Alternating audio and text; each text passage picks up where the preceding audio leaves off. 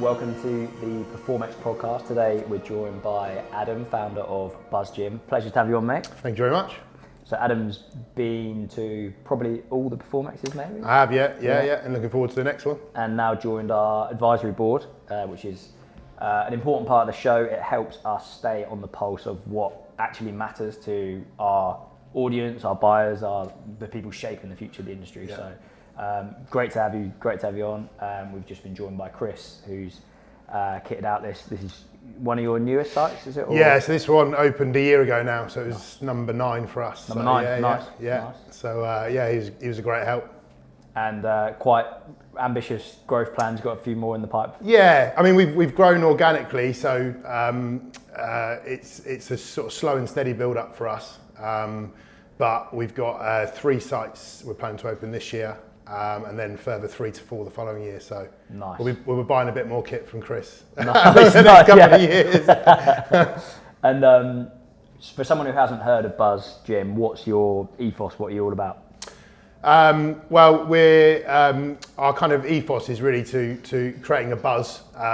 We originally had creating a buzz, not another boring gym, was our kind of main sort of ethos, and we've flipped that now into kind of feel the buzz. Nice. So what can we do inside the club, but also outside of the club, via our app, via community events, via member socials, and all that sort of thing.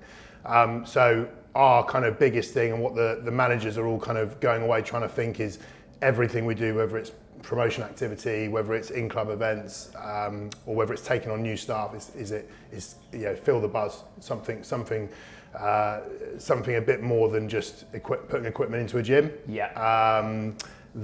It's really that feel and that atmosphere when you come in, you step in. There's lots of ways that we try and create that, from the lighting to the equipment selection, but it's deeper than that. It's more how the coaches and the management are brought into the team, and the company values and the company ethos, and then trying to get that across into the members through the member journey. Nice.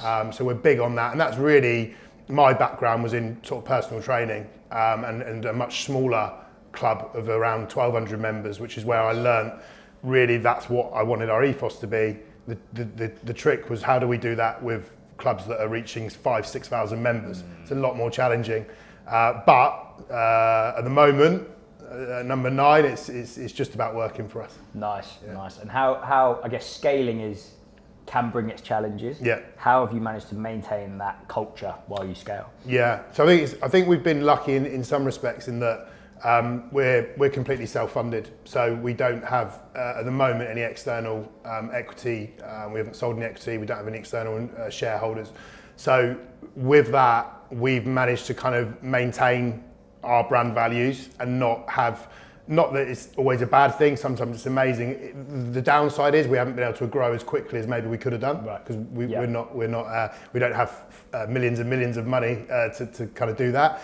But the plus side is that we can make that slow organic growth, which means that we can bring a lot of the management and the coaches along for the journey as well. So we don't need instant results. We can kind of take someone, develop them, expose them to what our culture is, and try and get them to then sort of bleed that into everybody else.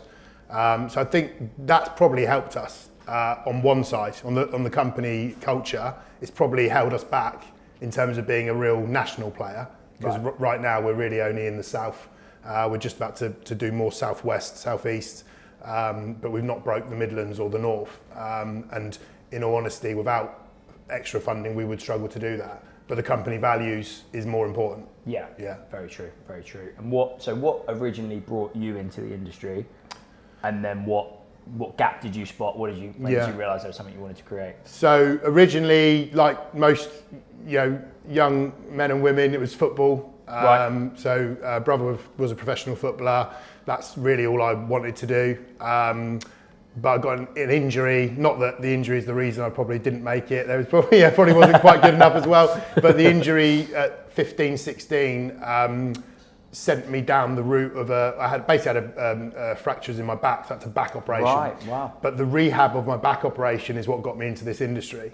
Okay. So I started doing Pilates and doing rehab, and then I became a Pilates instructor. Wow. Okay. And to be fair, throughout 13, 14, 15 years old, I was already doing coaching. So I was a football coach, had my own football coaching school that was Nice. my own, stole soccer schools, which was pretty cool.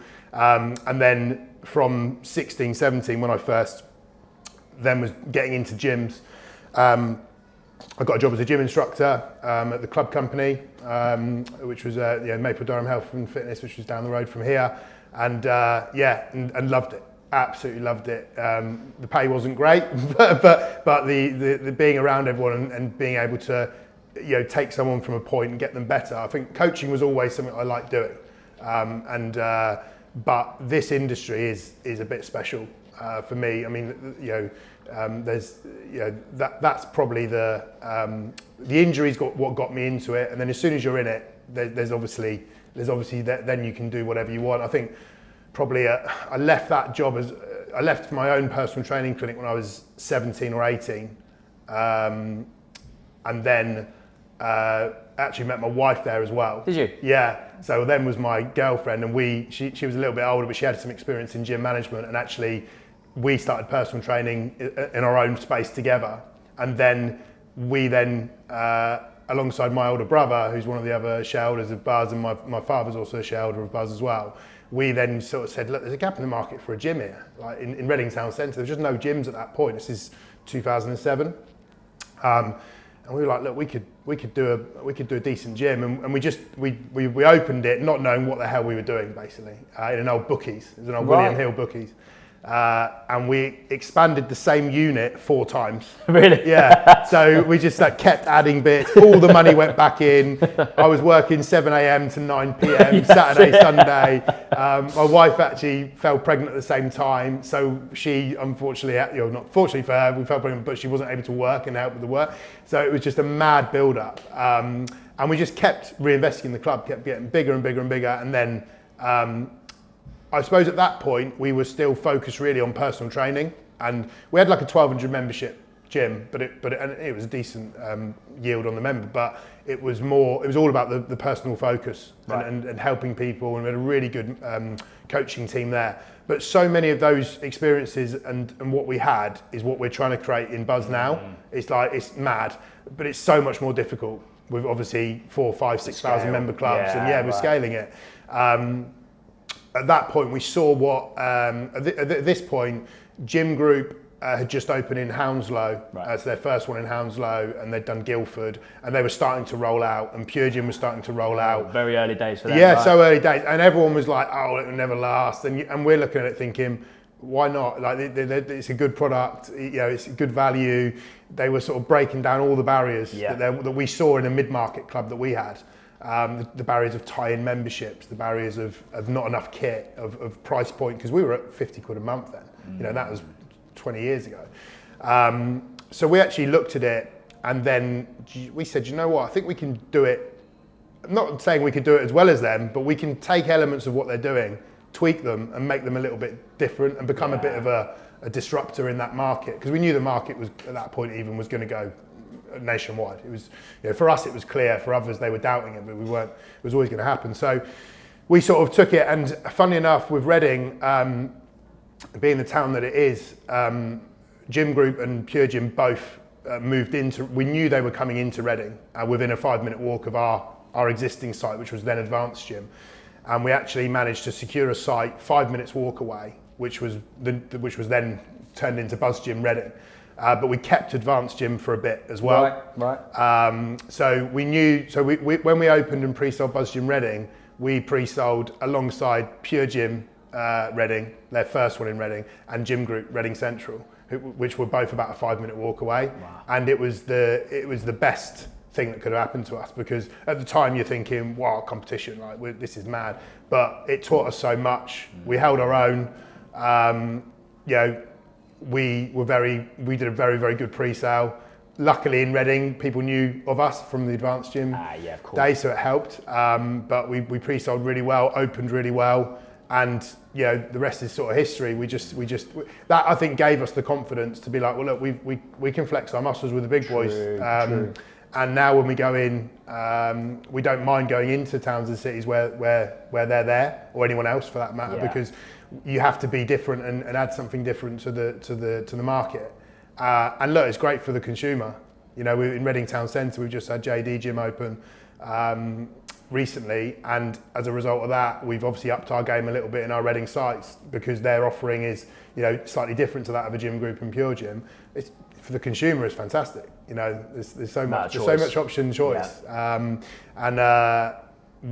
we obviously are working really, really hard to make sure that we're the best choice that we can be for our demographic of member. It's true. You know, it's challenging, but it's good. Yeah, I was just talking offline, chatting to Chris on this before, and he's just saying how you have a very clear vision for what you want it to be. So you come to him because you know that's part of the vision. You want the best in strength. You want, you know, and that becomes that clear differentiator where you're for sure. And other factors like, I think, you know, I train at the central one, and I think it's, you know, things like DJs. There's a vibe to a place that's unique. Kind of, you know your customer well. You know what you're trying to create. I think that's the interesting thing with that was pre-COVID. We obviously had already introduced community and DJs and, you know, nightclub style lighting, and now that's quite a common thing in gyms. But it wasn't when we first opened. No, and zoning. Gymbox sort of pioneered. Gymbox really. They were obviously they did it incredibly well. But other than them, no one else was doing anything like that. And London's a bubble, isn't it? Yeah, it's a different exactly. world That doesn't always work out in London. So what was really interesting during COVID is when we came out of COVID, which was an awful time. But when we came out of it, it was really clear that the consumer, the members, wanted that community even more than what they did pre. And obviously, bars, pubs, restaurants, eating out, drinking became, that culture is probably reduced since COVID. And we've kind of picked up from that, where people are coming into the gyms a lot more. But I mean, obviously, from a business model, it's not. You know, it's good to have people coming into the gyms, but you don't want them here every day of the week. But they're coming in, you know, twice a day training, and in the evenings now, you know, we've got the DJs playing in some of the evenings, and that becomes their social, which is fantastic. So that has sort of changed post COVID, which is quite good. And it's sort of, I suppose, gone from that for us has played into what we always wanted to do when we created the bus. Rather than, it wasn't ever about plonking 200 stations into a gym at a low price point and let's let everyone come to us, because that's clearly not enough for anybody. Clearly people are going to want more. Clearly that's not going to get results if you don't know what you're doing. But then I think that comes back to the original ethos from Advanced Gym, which was going to like get results and coaching people and helping people and having that personal touch and touch points. Yeah, and having a real care for, like, you're clearly super passionate about the results in the industry, and that it goes into your selection of kit and your partners, and people can tell that they're buying into something that's the real deal and the place you want to be as well, that kind of thing. The kit selection for us is key. I mean, we've got 3 main partners that we'd use: Life Fitness, Gym 80, and then Diaco, who kind of do a lot of our customization. So dumbbells are customized, the plates to customize. They'll also do the majority of our like high rock zones where they've got the human half human range that they do. But we really like the idea of, and always have, of not selecting the kit that's the right price. It's the, you know, the feel, not the deal, which is why the feel. Yourself we would. It would be beneficial financially and probably operationally to go to a one shop fits all. Give us the whole gym kitted out in one brand. But for me, with a coaching background, it doesn't work like that. There's certain kit that is just built better by other companies. So we like to have the freedom to kind of, okay, I'll have that from Gym 80, I'll have that from Hammer Strength. We've got some Prime bits in now. We've got some Gym Leco bits in now. So we've got the ability to really go and almost really, a lot of gyms will say they've got best in class kit. I've yet to see, other than maybe some individual operators, as a chain, I've yet to see one. Because what they've actually done is gone for one brand, and the whole gym floor is that brand. Well, that's not best in class, because you've got so many providers out there now. And with obviously with Gym 80, we can select, there's like, 10 different plate-loaded rows we could select. And the members want that. They want that variation. They need it. So we, I would say, have the true best-in-class kit, in that we will go and select not just the best equipment for the whole club, but the best, we use Alico for our plates, and they're probably the best number one for that. We go out and get Life Fitness Cardio. We use Hammer Select, Hammer Plate Loaded. We use Gym 80 Purecraft. We use Gym 80 Signum. So that's what, that for me is true best in class. And I think the members do, a certain type of member will value that. Yeah. Not all of them, but a certain type of member will value that. And it does give us a bit of an edge over the competition sometimes as well. And then we obviously spoke about zoning. So zoning, I think when we started the first Buzz Gym, zoning wasn't even a thing. I'm not saying we invented it, but the gyms weren't zoned. It was just open plan gyms. And we actually zoned initially because the way the club was set out, we had like a basement, which is now obviously our free weights room. But the zoning allows to really, for us to have a different type of members working in the club with each other.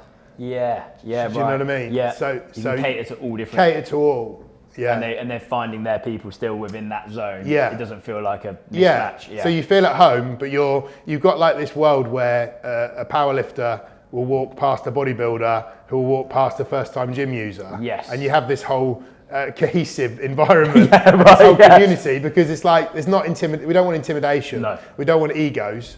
So that's where it's A, really difficult, but B, if you can nail that, you kind of like you are creating a club that anyone can train at by zoning, because you've got that ability. So here at Reading East, we've got what I would call like an entry-level zone, which don't get me wrong, I use. It's not like only beginners would use the kit. I would use it, but that is pin-selected items next to cardio, with the lighting slightly different, the music level slightly different. It's less intimidating. Yeah. And a first-time gym user could slip into the club, get a hello from the team on reception, use the workouts where the reception's close to it, so they could help if they need it. Yeah. We've got a whole member journey for it, but if they haven't had that, they can get coached. And then they could slip out again without ever stepping foot in our weights room or our high rock zone or our booty zone or whatever else. But likewise, at Cadden Street, for example, we've got a whole powerlifting community that's in the basement part of the club. You walk through the lift zone, and round the corner, you've then got this whole community of like 4 combo racks, calibrated weights, and this chalkboard that all the guys have written their personal bests up on, which is fantastic. Yeah. So you've then got a powerlifting community next to these first-time gym users, or the class junkies, or the cardio junkies, or whatever, which is, I think, amazing. Yeah. There's not kind of, we're not catering for one particular genre. There's loads of training genres that we're trying to cater for, and that hopefully we can bring into the community of the club.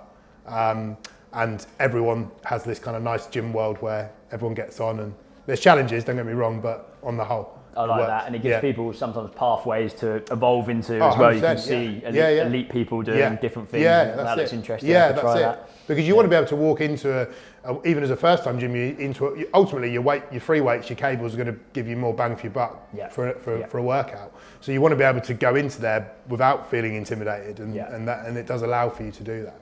Nice. I like that. And if you're looking at trends overall, which are you leaning more into, and which are you deliberately avoiding? Yeah, so 2025 we redefined a lot of our zones to cater for high rocks. So we had we've always had track and field zones, which we brought in. I think Oxford was the first club, so that was really about 8 years ago. We brought the track and field zones in. The idea of that was bringing the outside in. Everything's AstroTurf.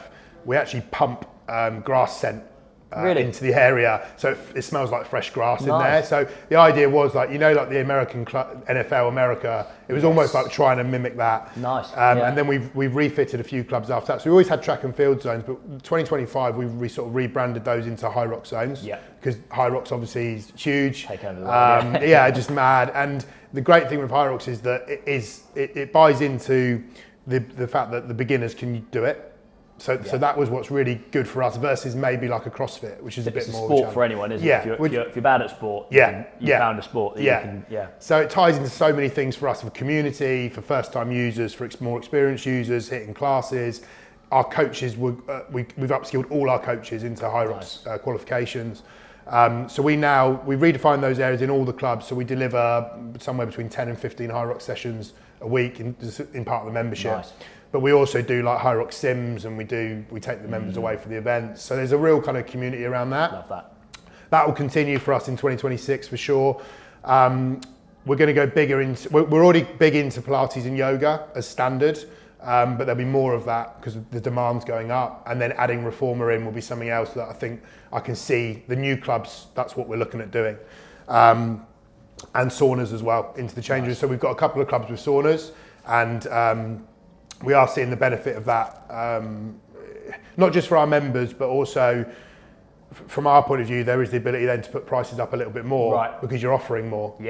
So there's a business angle to it too. But there's I've been trying to get members to use saunas for about 20 years, back in Charles Poliquin days of education, doing like infrared saunas and things. So it's good now that it's caught on. People finally caught up. I think where we would probably stay away from is from our side, like the wet facilities, the ice baths. I think the thing for us with our model is that if you've only got a certain amount of time to spend in the gym, you're probably still better off using that in our weights areas, doing some cardio, maybe a sauna post session for 10-15 minutes, to then have the time for our member to have the time to jump in an ice bath and that be fine, as well as then going and getting into a pool and doing all the things you'd do at more of a health club. Yeah, it's not convenience. Exactly. Efficient, which is how I use it. It's opposite my exactly. office. You're in, you can do as many workouts as you want in a week. For sure. Yeah. And then at the weekend, if you don't live near one of our clubs, you might then hit up a health club, and so for us, we'll probably swerve that. I just think that it's just not the time that people have got is so little that it just wouldn't be a good use of our energy and time. But the certainly recovery is probably the big trend for 2026. And there's lots out there, lots coming in, which is amazing. But there's also lots that can be tweaked from it doesn't have to be new. Even more Pilates, more yoga, better stretch areas. We're guilty of stretch areas being packed with kit, and then we've done that over the years there's been a mistake. So now we're kind of re-putting in better stretch areas. For sure. We're all guilty of it, I think. It's true. Trying to make those spaces as efficient as possible. Definitely. Is that one of the biggest challenges, how you use the space, how you... It is for us. I think some of our smallest site's about 10,500 square feet. Our biggest site is 22,000 square feet. It's a lot easier to fit out a 22,000 square feet site. And when you're tweaking layouts, layouts at that level is so difficult because you're trying to cater for everyone still. And it's really difficult to do that and keep everyone happy. And we do take everything quite personally still. We're not if a member gives us feedback, you take it quite personally, and you try and fix it and you try and look after them. And you don't always make the right decisions. We've made mistakes, but getting that feedback's key, I think. You've got to listen to members. Do you have like a core customer in mind, or do you have a few core customer types that you're like? So we have a few. So on our join process, the members are encouraged to almost give themselves a genre of training, I suppose. So from that, we'll know, okay, what's your main goal? Is it mental health? Is it first time gym, you inexperienced? Is it classes? Is it cardio? Is it bodybuilding, strength training, whatever? And then from that, our decision making process almost has, so there's a virtual one of those in every room, if you like. Actually, this year, the thought process is we'll have a physical one of those. So the idea is we go out to the membership and actually have, this is the powerlifter. This is, what do you think? So we can get a real feel for it, because there's just so much you can do with that feedback, and the decision making is so important. I think it's very easy to open a gym and put what you think is right in that gym, but it's completely usually the wrong thing to do. You need to know what your market is, and you need to understand your market. And we go into new markets all the time. Went into the City of London 2 years ago with Cannon Street, totally new market for us, and we went in with what we thought was the right concept, and we've tweaked that in the last 2 years to now what I would say is probably the right concept. Really? Yeah, not major changes, but like just little tweaks. Just a different customer. Different customer, willing to spend maybe a bit more money, so therefore the model changes a little bit. And I love that. For me, that's business. Like a cookie cutter approach for us is not that fun. True. Like the same gym in every town, every city. I don't see that as attractive. It's not entrepreneurial, not really how I want to do it. And we're smaller and more nimble, so we can do it. It's easier, but I think it's more fun as well. Yeah. So you've talked about some of your equipment partners. When selecting equipment, what matters most, and what do you see that others do wrong? I think the biggest mistake is going. Well, I think is to go. I'm going to use a brand, and that company is going to fit out my whole club, because I think that's obviously from a sales pitch point of view is what they're going to want to do, but it's not necessarily the right option. From our point of view, it's certainly not the right option. There might be some other chains out there and individuals where it is, and I'm not saying it's not. But for us, that would be you should be. There's so much option and opportunity out there that I think variety is probably key. You need to have. For me, it's about relationships. Right. So it's Good partnerships. a bit old school, but for me, it's like that account manager. Am I getting what I need from them? Yeah. And then I want to buy kit off them. And then if they do move companies, you tend to stay with them a little bit. Yeah. So I think there's a big thing for relationships and what they can do. The members will not allow downtime of kit. Right. If a kit's out I get direct Instagram messages from members like this weekend literally, there's lots of kit out, and I'm like, wow, like that's gone out Friday, and you're telling me on a Saturday on Instagram. Brilliant. And it's like, that is like, you cannot have kit out of order for so long. So where we've selected people, that is a key one. Right. So A, kit that doesn't break very often. Yeah. And B, how quick can they fix it? I guess that's one of the challenges to deal with high volume, isn't it? Yeah. You've got lower price, higher volume of people, the kit's getting a battering. And And people will misuse kit. Yeah. Yeah, we've all probably done it ourselves, where you've hit the last rep and you're training to failure and you drop Smash it. the weights down or whatever. You've got members coming in now using like pins which are overloading the cables because of like gym pin and things like that. Right. So they can add like another 30 kilo to a cable that's weight tested against 100 kilos. Right. So don't tell Gym 80 or hammer strength that. But that's what they're doing. And then you've obviously got, I mean, our visits are at about, a typical club for us is 1,400 visits a day. Wow. Yeah, so they're just getting used the whole time. Wow. Like it's never really not being used. So the downtime of that is a challenge. The downtime of the kit is a big one. And if you've got a company that's got, I mean, we always go for like the top warranty that we can. Yeah. Because the members just don't forgive us for it. Right. I mean, we rely heavily on like NPS scores and member feedback. It's a massive metric for us in the company, and the guys are sort of bonused or penalised on that basis. Yeah. So we need to make the right decisions. So that's one thing. I think there's a lot that both Life Fitness and Gym 80 and Diaco we use. They're always good at exposing us to other people in the industry. So meeting other people and going to events, FIBO and things like that we'd go to. So they're kind of the relationships for me is still a big factor. Yeah, I like that. Because I can pick up the phone to the account manager and say, look, this kit's been out for a week. It's not acceptable. Yeah. I need to be able to have that relationship with someone still, rather than just a like call centre type thing. Doesn't work.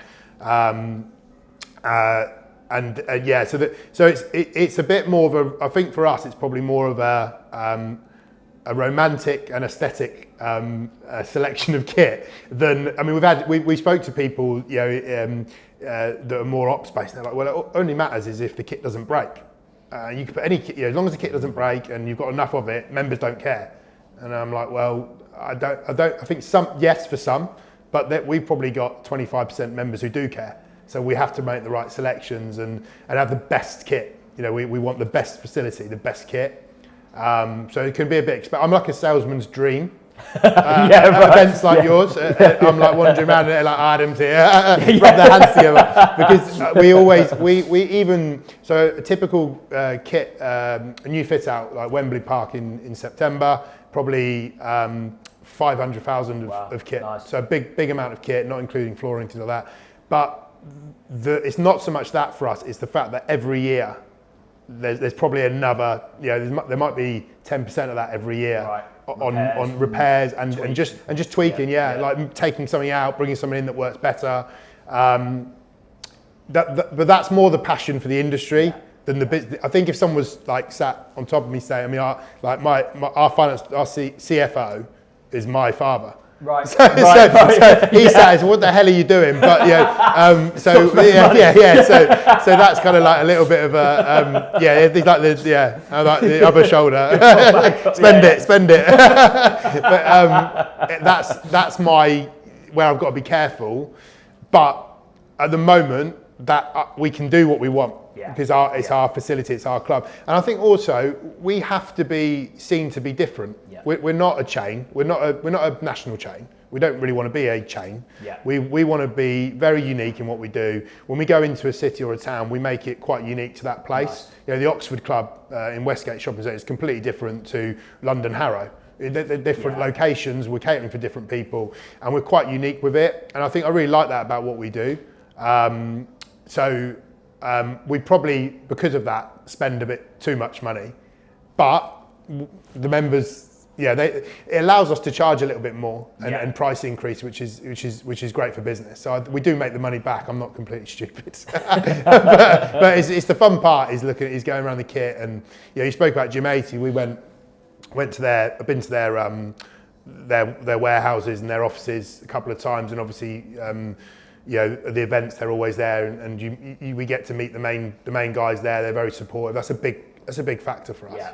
Having the ability to meet with those guys and tell them what our concerns are and try and improve the relationship as well. That's really important. Having them honest conversations. And Chris is keen on that as well. I think you can tell that kind of synergy of like the feedback loop. And I think from my perspective as a customer, you can see the passion of you haven't just replaced a bit of kit, you've redone the whole bottom floor with a clear understanding of I want this to be a really serious strength zone, and everyone's locked in and everyone's testing the new kit. You can definitely tell that you didn't need to spend that money, it was already good enough. But then you've gone, right, let's up our game here. I think we're sort of trying to up it before you get that little dip. And that's like, it's very easy, especially with multiple clubs, and when you're looking over your shoulder. And look, costs of, energy costs last year were a joke. Business rates this year will be a joke. There's lots of things going against the last couple of years. Even that's without the COVID recovery and the COVID recovery loans and all that stuff as well. But it is so important to keep renovating those clubs and not let it drop. Not settle. Not try and get away with it. It's like I mean, my wife always said this to me, but it's like nightclubs and bars. After 3 or 4 years, you almost just need to completely refit and go again. That was my background. So it's true, isn't it? It's like people get a little bit like, I need something a bit different. The cool new place comes. That place ain't cool anymore. Where's the next place? And I think that's where we spoke earlier about. It's almost like fitness is fashion now, and it is like it's the new nightlife. So it's where people get dressed up to go. Athleisure wear. Everyone's wearing their best stuff. They're filming themselves. It's that's a massive challenge as well. The filming culture and things is a hard one. Turn up in your old shorts and whatever. Now it's mad. You are like and I think it's people are looking for partners there. You don't have offices and all that kind of stuff. You don't go into the bar anymore. So probably you are getting. There's definitely more interaction now. There's definitely more interaction, which is nice. We've tried a few things like speed dating and that, and it didn't work very well. But it's that those community things are really. It just helps everyone.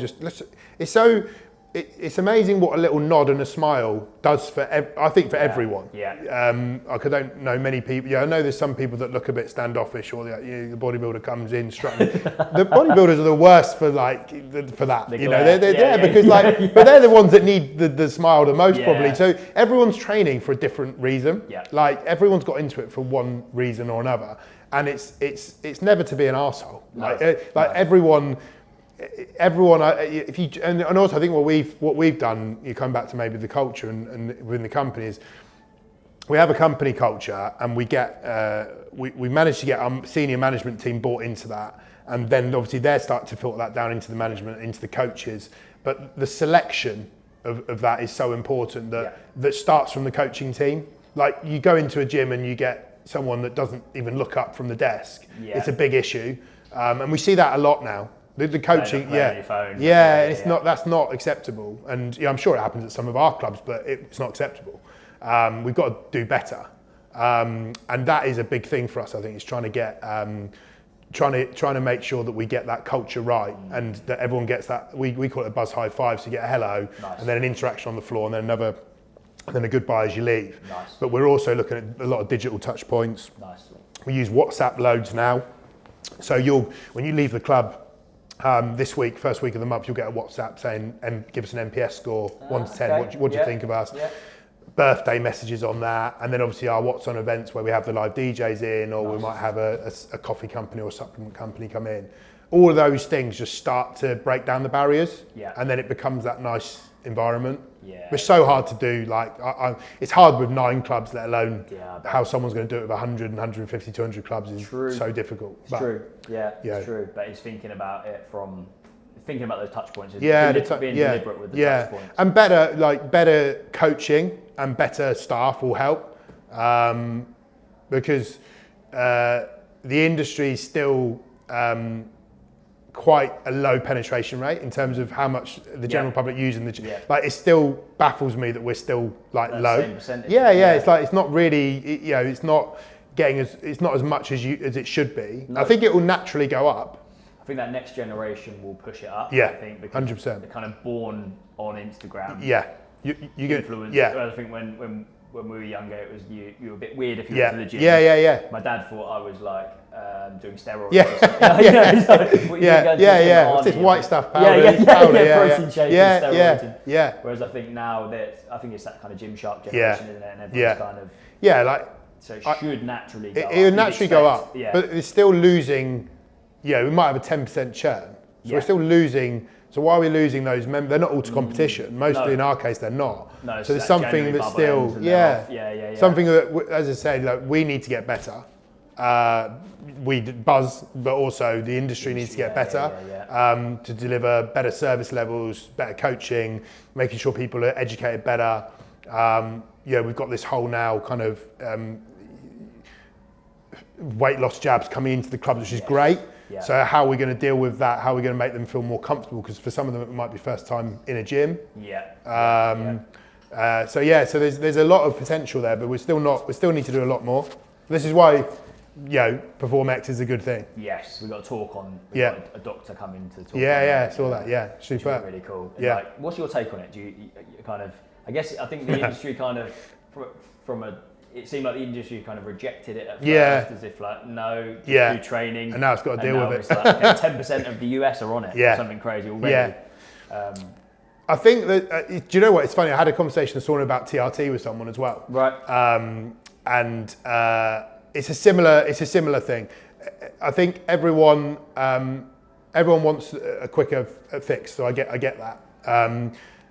If the fundamentals are being done, and then you need to go to that level, and it's safe to do so, and you're in a position where it's unhealthy for you, then clearly there's a market. Should it get to 10% of a population? Hell no. We've done so much wrong, and the education has been so wrong over the years that I can see why it is there. But it's not I don't think it's the solution. No. I think it's like a band-aid, isn't it? It's a quick fix. But we need to get that education right, because if you're not doing the fundamentals, if you're not sleeping right, if you're not eating right, if you're not training right, then of course you're going to have more people not getting the result they want. And as you get older, you'll turn to a weight loss drug or a TRT or whatever else. So the fundamentals aren't there.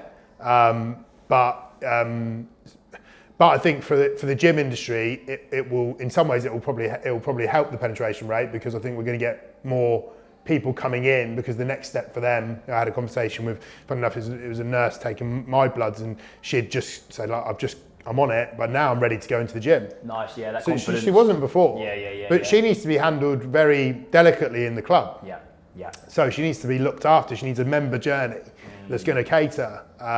We reckon about 20% from our stats are 20% of the first-time gym users or lower gym experience score. So of our new joiners, 20%. We can easily cater for that, even with our model of staffing, which isn't massively heavy. Which means we can really look after that 20% and take them along for the journey, which means they're not going to drop out. So we try and get them keep coming back, and then you kind of educate them along the way. But it all comes down to how good the coaching team is, and how good the environments are that we create. True. Like you said, that zoning, is there a bit where they all feel comfortable at the start, and then they can venture into the other bits that they've got. They're not just walking straight into the 100%. the lion's den of 100%. Yeah. And there's been a big gap for that over the years in terms of education as well, and coaches' qualifications being so easy to obtain, and there's not really that still needs a bit of work, I think. You brought your team to PerformX for quite a few years now. Why do you think PerformX is unmissable? Yeah, every year we're bringing more people, which is cool because we're growing, so we're trying to extend it as well. So for me, there's a lot of it's the progress. It's getting in that room with the individuals there's that kind of development and that growth and that progression there. So I think what we deliver, what is delivered at PerformX for the coach side, the education side, is really key because back in the early 2000s, walking into that LIW, it was like pumping music, and you felt that kind of buzz about the industry, which was great, but it was a bit of a sales pitch as you sort of walked around. Whereas what I love about PerformX is it's more of like the content, the education. Is key. So our guys, what we do is we bring the eight of our senior team to the event. We'll stay overnight. They have 2 days there. Each individual will have an area to report back on. Nice, love that. So have that little area because there's so much there. The hard thing is, where do I go? What do I do? Do I go to that talk? And then you'll end up talking to someone you haven't seen. And then you miss the talk. Like the Whoop one last year, like I'm a Whoop guy, and I missed the Whoop one last year. I was like, damn, and I was like talking to someone about buying a set of scales or something. It's mad. But so we split up in 8, and each 8 has the individual areas to come back to. The morning after, the night before, we'll get around the breakfast table. So right, what have you learned? What have you got? So we'll split up, which I think is a good way of doing it, and the team feel more engulfed in that. My background as a personal trainer, as a coach, I think Phil Lerney, anything he delivers is always quality product. So I'm looking forward to hearing that myself. But also we've got 150 odd coaches now across the club, so they're being encouraged to get along to that and upskill them. It's an easy upskill for them. Great to and that for those guys. Rory, from the marketing point of view, from Gym Nation, we heard him 2 years ago. When he was at Gymbox still, and that was obviously we'd just gone into London at that point, and we're looking to open more London sites. So his experience in London especially is really, and he speaks so well. He does. So I think that was I was glad to see, obviously I was on the board, but I was glad to see his name there again. For me, the biggest thing personally is probably to just go around that. You only have those sort of 2 hours spare, where there's no meetings. You can just go around the event and you just say hello to, see people you haven't seen for a while, see little new things in the industry. As I say, the new kit is quite nice to have a go on and sort of have a little bit of a check in on what equipment you might want and soak up that atmosphere that way. But yeah, it's for us. It's like we used to fly out the guys to FIBO, but we've scaled that down a little bit now, and we go bigger on PerformX. So I'm looking forward to it being. I know it's a slightly bigger show again. As I said to you earlier, I just think it's going to the industry's got some way to go still, but this is great to have PerformX. I appreciate that. Yeah, helping. That's good to hear. Yeah. It's really good to hear. Really good to hear. And I think it felt like it hit the sweet spot last year. Yeah. A lot of these conversations, a lot of feedback. How do we improve? How do we get it right? It felt like last year. We got it right. Just build upon that. And the numbers say that we got it right, so we're happy. So it's really looking forward to it. Really me too. Be good. What has been some of the highlights of previous shows for you? The Tobacco Dock ones were really I like that kind of route through. I know that obviously you grow to a point where that you need it to be bigger than that, but you come away with so many like ideas. But there was a good. I think is it the Gym Owners Forum you call it? No, it's not the Gym Owners Forum. It's what's the you have the gym. You had like Third Space gym. At the time it was Gym Box Third Space. Maybe one other. What, on a panel? Yeah, on the panel. Yeah, the panel ones are really interesting. Yeah, the leadership panel because what's nice is just hearing from different areas, and just different sectors. Because obviously, what you try and create at that level at Third Space is obviously not possible at certain other levels, and vice versa. So hearing of those sort of like where they're at and what their challenges are, and it's quite an open forum, which is good. And we were talking earlier that it's quite a guarded industry. I mean, it's not often you can have a conversation with someone and it's quite honest and open, and they're not trying to protect it or trying to get something out of you or trying to know what your numbers are. So that's what's really nice about it. I think we haven't had that since I've been. I mean, I've been in the industry I've owned gyms for 21 years now. Nice. Yeah. I'm only 40, but I've owned gyms for 21 years. So we haven't really had that before, and now you've got that access to that. That's the way we're going to be able to grow. I hear that a lot, which is really nice. Yeah. People think some trade shows you come with your crew and you're just going around. Yeah, you stay in your group. Yeah, whereas I think it feels more like a bar because we've got the music, we've got the atmosphere, drinks are flowing, and people have said you feel like you can go up to anyone, and like whether it's a speaker, a rival, you can just chat, and like people are very honest on the stage. Yeah, that's it. You know, you say like you're sharing what's going on for you and stuff like that. So I think it does kind of.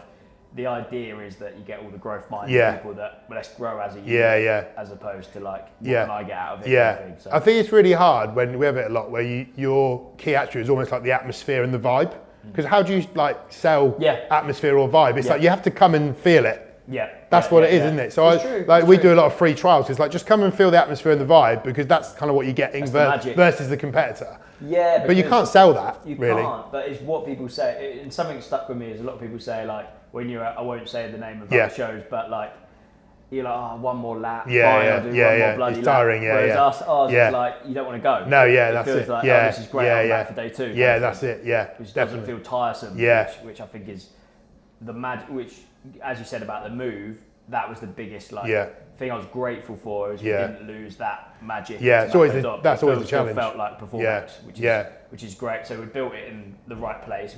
You built a brand, and then you transferred that brand into a bigger space as we had to outgrow it, but we still had that performance magic to it. Yeah. No one said I preferred it there, which is good. It's a really, the industry is an amazing industry, and it should fill people with energy. Yes. And it shouldn't be boring, and it should be fun, and it should be open. Yeah. And like you guys have really got that. I mean, we know each other fairly well now. What we're trying to create in the gym is exactly the same. Like the last thing you want is a boring, soulless gym with no energy. Yeah. You know, it's really not. It shouldn't be anything like that for anybody. You know, not just for a younger crowd or an older crowd or whatever. But I think with PerformX you built that, so you walk in and it's a really nice vibe through there, and that's key. Yeah, it is. It is. Yeah, exactly like you said. Same with that's your whole ethos of the gym. Yeah, for sure. Yeah, creating that. Place people want to be. Yeah, it can be intimidating places, can't they? So you got to try and break that down as much as you can, and while delivering still the credibility of a solid product. You want it to feel like not too serious. It's hard when you're trying to create that atmosphere, because the atmosphere itself could create a bit of an environment where it's a little bit it can be a bit intimidating. Yeah. So you're trying to break it down the barriers all the time instead. True. But yeah, brilliant, mate. Cool. Well, pleasure to have you on. Cool. And looking forward to having you along in a couple of weeks.